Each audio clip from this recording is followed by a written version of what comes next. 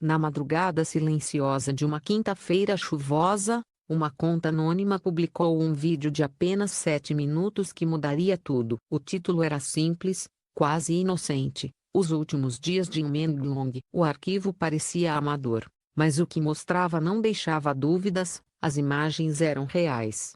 Eram dele, do ator que, meses antes, havia comovido milhões com sua morte trágica. Quando o vídeo começou a circular, o mundo do entretenimento congelou. Jornalistas acordaram em meio a alertas de notificações. Redações acenderam suas luzes e o nome de Yumen Glong voltou a ocupar todas as telas. Ninguém sabia o que era mais assustador: o que o vídeo mostrava, ou o que ainda estava oculto. O vídeo, agora descrito como a peça que faltava no quebra-cabeça, reconstrói, com precisão quase cirúrgica, os 6 dias que antecederam a tragédia. Cada cena, cada corte, parecia carregar uma mensagem. No início, as imagens mostram Yu em um jantar privado em Xangai. O ambiente era elegante, cheio de risos forçados e copos de vinho caro. O ator parece desconfortável, olhar perdido, as mãos inquietas. Uma mulher de casaco vermelho surge ao fundo, observando. Seu rosto nunca aparece completamente. Segundo fontes próximas à produção de um filme recente, Yu havia sido convidado por um diretor influente conhecido apenas como Sr. Lin, um nome que agora se tornou sinônimo de mistério. Nos dias seguintes, Yu foi visto cancelando compromissos, evitando jornalistas de acordo com colegas de equipe, com medo de algo que não conseguia explicar. Um ex-assistente, que pediu anonimato, revelou em entrevista exclusiva: ele dizia que alguém o seguia, que sentia passos atrás da porta todas as noites. Esse testemunho ganhou peso quando câmeras de segurança de um condomínio em Pequim registraram o ator saindo de casa às 2h43 da manhã, com o capuz cobrindo o rosto. Ele parecia nervoso, olhando para os lados antes de entrar no carro. O destino? Desconhecido. Vídeo inédito, ao contrário das gravações oficiais divulgadas após a morte, traz novos ângulos e sons. Em determinado trecho, é possível ouvir ruídos abafados, uma voz masculina dizendo algo quase inaudível: "Não devia ter vindo aqui". Técnicos forenses confirmaram que o áudio foi gravado do próprio telefone de Yu, minutos antes do sinal ser perdido. A gravação foi enviada anonimamente a jornalistas em Hong Kong, acompanhada de uma mensagem curta: "Escutem com atenção". Ele tentou avisar. O quarto dia é o mais enigmático. As imagens mostram Will sentado em um camarim vazio. Ele fala com alguém fora da câmera. O tom de voz hesitante: "Não quero mais participar". Isso está errado. Ninguém responde. A luz pisca, e a gravação termina abruptamente. Especialistas em vídeo afirmam que há cortes estranhos, como se partes inteiras tivessem sido removidas. O rosto de Yu reflete exaustão, mas também resignação. Parecia saber que algo se aproximava. Em meio ao material analisado, uma sequência inédita, uma visita noturna. O relógio marca 1h03. Figura masculina, vestindo casaco escuro, entra em seu apartamento. A câmera do hall de entrada registra a cena por poucos segundos. Acredita-se que fosse o gerente de Yu, mas nada foi confirmado. O visitante permanece por mais de 2 horas. Uma imagem mostra a sua saída. O quinto dia traz um clima quase de pesadelo. O vídeo mostra eu dirigindo sozinho pelas ruas vazias de Pequim. Em certo momento, ele para o carro, abaixa o vidro e parece conversar com alguém fora da câmera. Sua expressão muda de calma para medo. Então, o carro parte rapidamente e desaparece na noite. Nas redes sociais, fãs reconstruíram o trajeto, usando as câmeras de trânsito. O resultado mostrou que Yu deu várias voltas em torno de um mesmo quarteirão, como se estivesse tentando despistar alguém. No 6º dia, as imagens tornam-se fragmentadas, perturbadoras. O vídeo mostra Yu no estacionamento do prédio onde morava. Ele anda rápido, olhando para trás. Sombras aparecem ao fundo. Um dos homens carrega algo que parece uma pasta metálica. O ator acelera o passo, tropeça, e o vídeo corta bruscamente. A legenda que acompanha a gravação diz apenas: Às 22h57, o último registro. O impacto foi imediato. A internet entrou em frenesi. Milhões de visualizações em poucas horas. Hashtags dominando as plataformas. Número Justiça para eu. Número Último vídeo. Número A verdade emergindo. O público, dividido entre tristeza e raiva, começou a exigir respostas. As teorias se multiplicaram. Alguns falavam em chantagem, outros em perseguição política. Mas o ponto comum era claro: aquele vídeo não mostrava um homem em paz, mostrava alguém cercado. Especialistas que revisaram o material afirmaram que os metadados dos arquivos indicavam edições deliberadas, feitas após a morte do ator. Isso significa que alguém teve acesso às gravações originais e as alterou. Um técnico de segurança digital, sob anonimato, revelou que os vídeos foram armazenados em servidores privados fora da China, protegidos por camadas de criptografia. Questionado sobre quem poderia ter esse tipo de recurso, ele respondeu apenas: gente com poder suficiente para apagar uma vida sem deixar rastros. O vídeo também continha algo que passou despercebido nas primeiras horas: um reflexo. Em uma das cenas, na janela atrás de Will, há o vulto de uma pessoa segurando um celular. Quando a imagem é ampliada, percebe-se que a pessoa não é ele.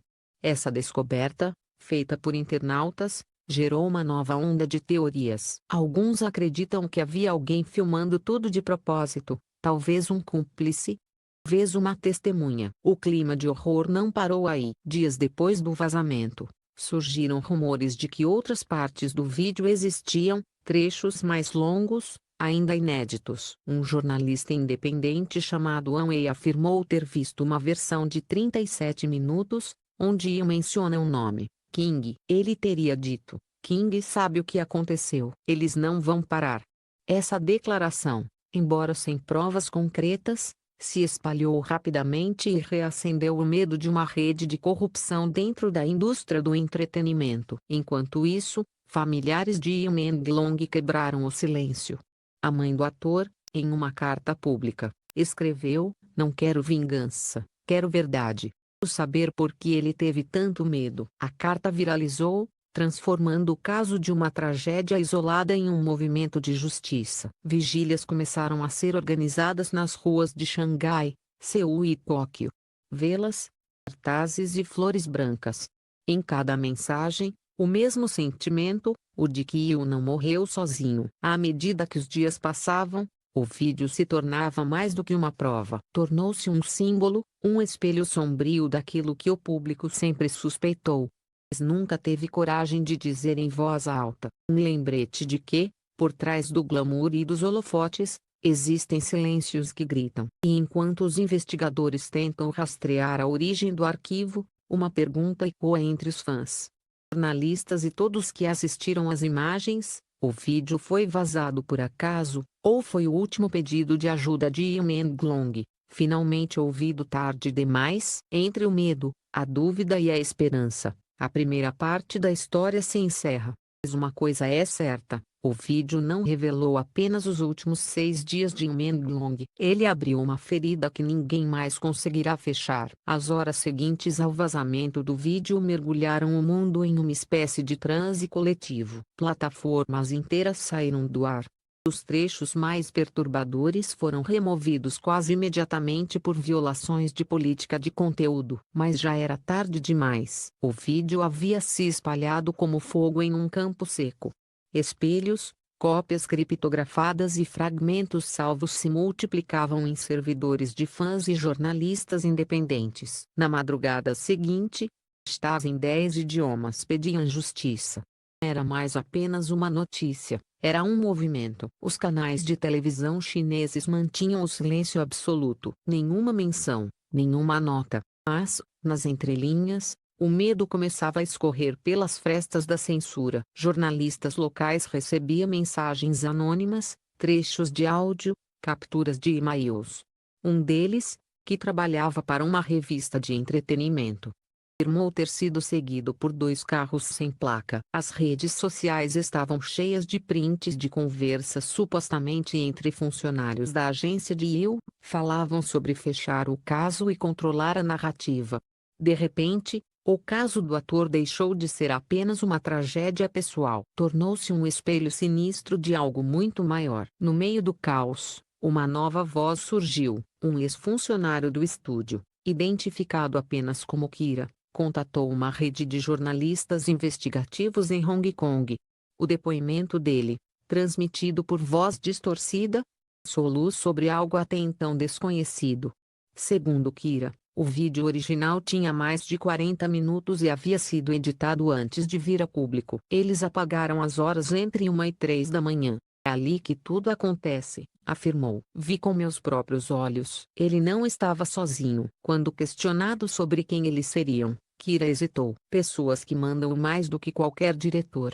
Gente que não aparece em créditos. Enquanto o testemunho ecoava nas redes, o nome Wong, o investigador do caso original, voltou às manchetes. Ele convocou uma entrevista de emergência, afirmando que havia recebido ofertas de dinheiro e ameaças veladas para abandonar a investigação. Disseram que era melhor esquecer, mas há coisas que não se esquecem. Seu apartamento, pouco depois, foi invadido. Nada foi levado, exceto o computador e 2 pastas.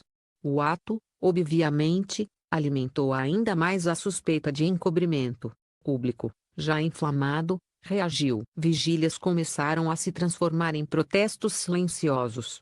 Em Xangai, centenas de fãs deixaram pandas de pelúcia em frente ao prédio da antiga agência de Yimenglong. O mesmo símbolo que representava sua doçura agora se tornava um emblema de resistência. Ele não morreu em vão, dizia um cartaz escrito à mão. A verdade ainda respira. Enquanto isso, novos fragmentos do vídeo surgiam.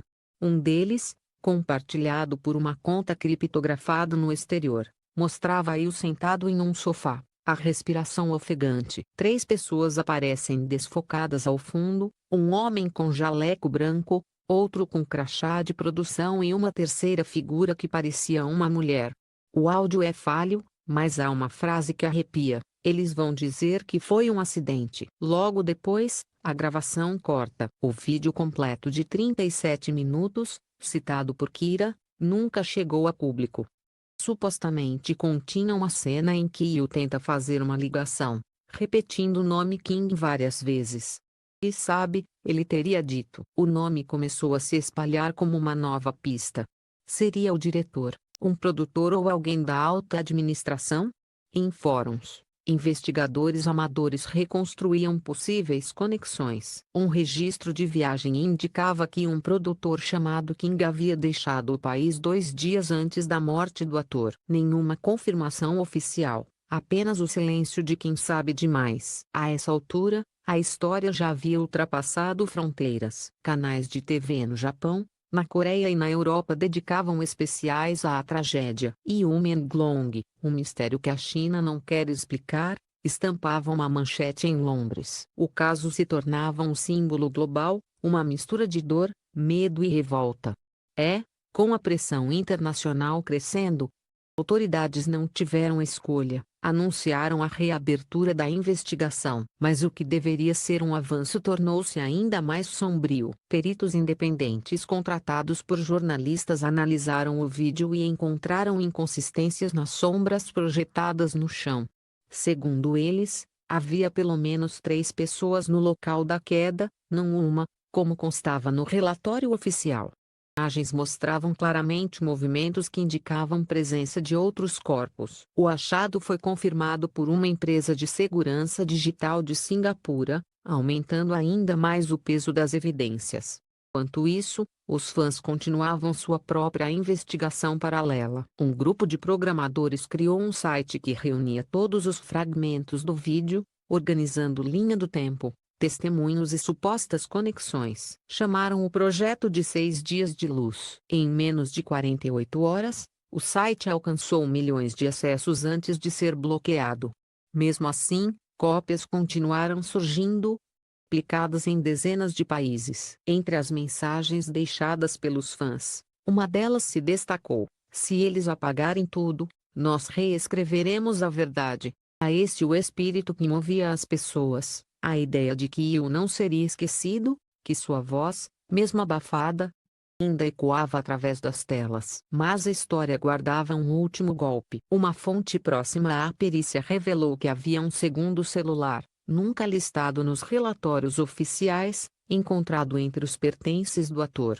Dentro dele, uma gravação de voz, apenas 9 segundos, mas suficientes para mudar tudo. Nela, Yus sussurra: eles estão aqui. Se eu não aparecer amanhã, o resto da frase é cortado por um ruído. O arquivo foi entregue às autoridades, mas jamais divulgado. A imprensa apenas soube de sua existência por meio de um vazamento. As palavras dele ecoaram nas redes como uma profecia quebrada. Eles estão aqui. Ninguém sabia quem eram eles, mas todos pareciam sentir sua presença.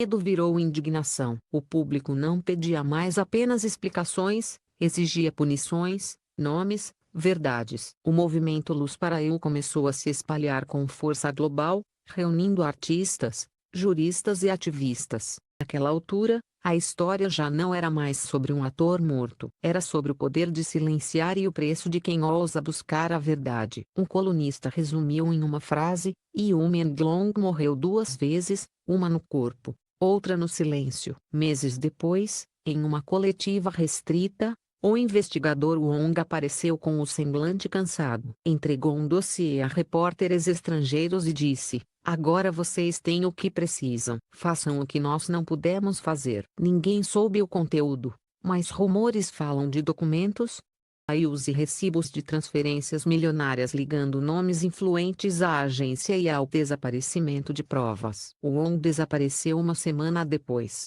Com o passar do tempo, a linha entre verdade e ficção tornou-se ainda mais tênue. Os vídeos sumiram, reapareceram, foram alterados, remontados. Mas uma coisa nunca mudou: a sensação de que Yu Menglong tentou avisar o mundo, e o mundo não o ouviu. Hoje, nas redes sociais, ainda circula um trecho do vídeo original, Yu sentado à beira da cama, olhando para a câmera e dizendo: voz fraca, não é o fim. Vocês entenderão um dia. Talvez não saibamos nunca o que realmente aconteceu naqueles 6 dias. Talvez as sombras que o cercaram jamais sejam nomeadas. Mas uma coisa é certa: o vídeo proibido não matou sua história, imortalizou-a. E Yu Menglong já não é apenas um ator. É o símbolo de uma geração que aprendeu, com lágrimas e raiva, que até o silêncio pode gritar. E, enquanto houver alguém disposto a ouvir, o eco de sua voz continuará atravessando o tempo, lembrando o mundo de que a verdade, por mais sufocada que esteja, sempre encontra uma forma de